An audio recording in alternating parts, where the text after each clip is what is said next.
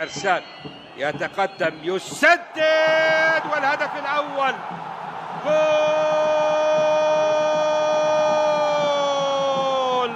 هدف من ركلة حرة نموذجية من أحمد العرسان. هدف الافتتاح في الدقيقة 17 عن طريق الثنائية في اللقاء الماضي، ويسجل الآن هدف الافتتاح من مسافة ليست دي. هدف رائع وجميل، هدف رائع وجميل من العرسان. شاهد مرة ثانية كرة فوق حائط الصد وفي أقصى الزاوية اليمنى، وهدف رائع وكرة وركلة حرة نموذجية عن طريق أحمد العرسان. يسجل على يمين عبد الله الفخوري من زاوية أخرى، والله صعبة على عبد الله الفخوري. كرة دقة متناهية كانت من اللاعب أحمد العرسان في أقصى الزاوية اليمنى. سدد، وأيضا نور الدين بن عطية، ثم سبرين إلى فراس الباية. العرضية من نبهان، الرأسية من نبهان، ولكن نور الدين بن عطية الآن ركنية لفريق الفيصلي تنفذ. وهناك الهدف الثاني، الهدف الثاني بكرة رأسية عن طريق محمد كلوب. محمد كلوب يزور الشباك هذا الموسم للمرة الثانية بعد أن زار شباك الصلب بكرة رأسية.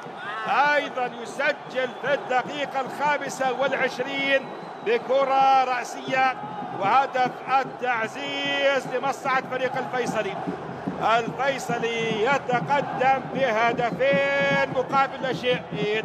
نشاهد الركنية المنفذة. عرسان سجل الهدف الأول وصنع الهدف بكرة رأسية ولا أروع عن طريق محمد كلوب.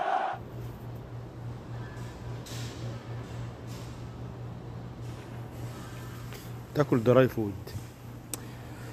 انا رحت اشتريت لها دراي فود، دخلتها جوه البيت واشتريت لها دراي فود. والله بصراحه هي تستاهل يعني.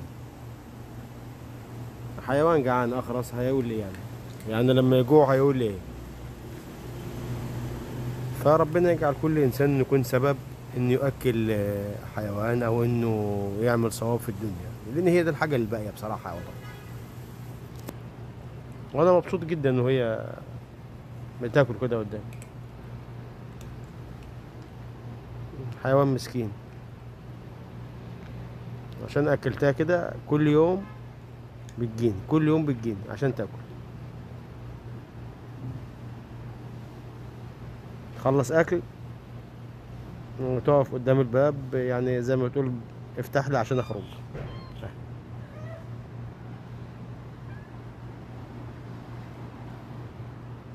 يبقى كده خلاص عند الباب، تعمل اي حركة، تعمل اي صوت على اساس ان هي عاوزة تخرج يعني.